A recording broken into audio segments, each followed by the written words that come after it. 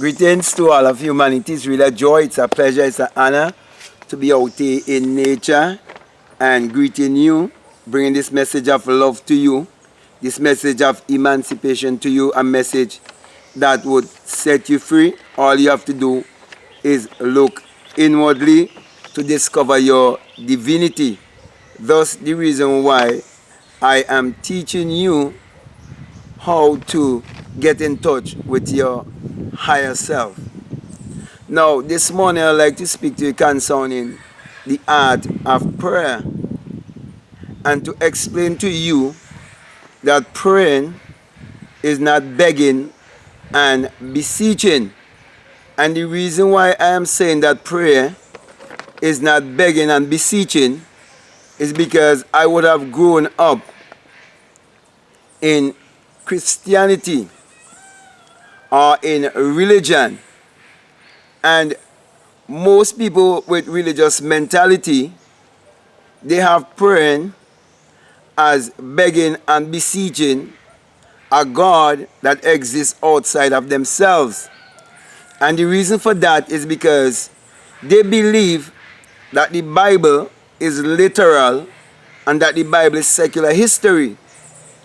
But further analysis will allow you to discover that the Bible addresses the human mind and must be interpreted psychologically. For everything that was ever done in the Bible, it was for psychological, it was for a thought. So it all have to do with the human psyche. Therefore, when you pray, you have to make it a personal relationship with the God that is within you. For it is said that the kingdom of God is within you. In Luke 17:21, it tells you that the kingdom of God is within you. And in Matthew 6:33, it tells you that if you seek first the kingdom of God and his righteousness, that all these things will be added unto you, teaching you that you would discover within yourself the ability to create, or the secret of creation. And you will be able to create your own reality, and you will be able to do it consciously.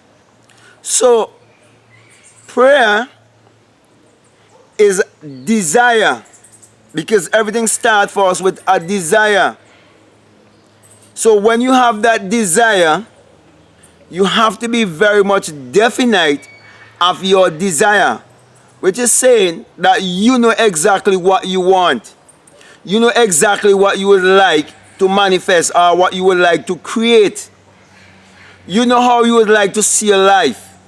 You know what you would like to experience. And then when you have that desire, you have to go into meditation, which is prayer. Because you're now communicating from within. So instead of speaking with an audible voice, you speak with an inaudible voice. Now, when you read Matthew 6:6, and when you read Psalms 4:4, it is telling you exactly what I am saying. For you are told in Matthew 6:6 that you must go into your closet, go into your secret place, and you must close the door and speak to your Father that is in secret. Who is your Father? Your Father is your own human imagination, which is the creator in man. And your outer body is the expression or the physical expression of the inner man, which is your Father, which is the human imagination. For without the human imagination, there isn't anything made that was made. And without the human imagination, there isn't anything that ever going to be made unless it first been imagined. Now when you read St. John 1:3, it is telling you that. For it says, In the beginning was the Word, and the Word was with God, and the Word was God. The same was in the beginning with God. See, and all things were made by Him, and without Him wasn't anything made that was made. Now that Him is not speaking of a man that existed 2,000 years ago. That Him is only a personification of your own human imagination, which is the Creator in man. And the only how you can know or you can understand is when you put it to work in your own life.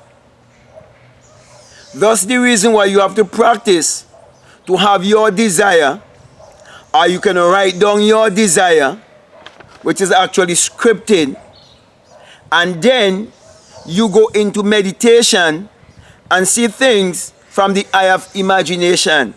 See things from your mind's eye. Get in touch with your psychic self. Get in touch with your energy self, or your energy being that is within. For everything is energy.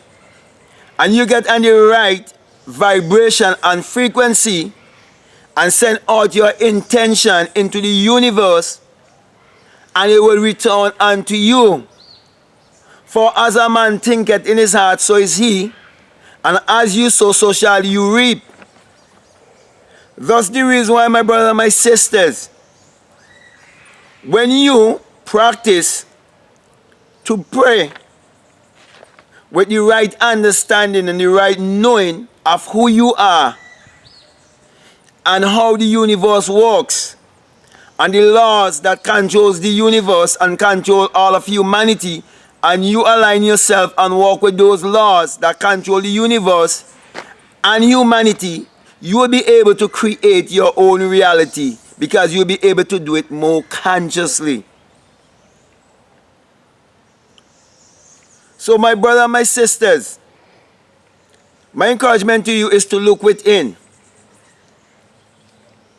and to encourage those that have a religious mentality, who are willing to listen to you, to change their way of praying, where they are begging and besieging and seeking a power or a God outside of themselves. But all I am saying, that God is within you. The Creator is within you. For God and man are one. For my mouth is God's mouth. My nose is God's nose. My ear is God's ear. My eyes, they are God's eyes. For I am just the outer expression in the physical. But that which speaks to you even now, that you can see, He is the one I'm speaking about. The Creator in you and me. That's the reason why I do not have to look outside to someone in the sky and to beg and beseech, when I can look to myself. For the self of God, of man, for the self of man is God. That's the reason why you're told in Psalms 82 that you are God. Nevertheless, you shall die like a man.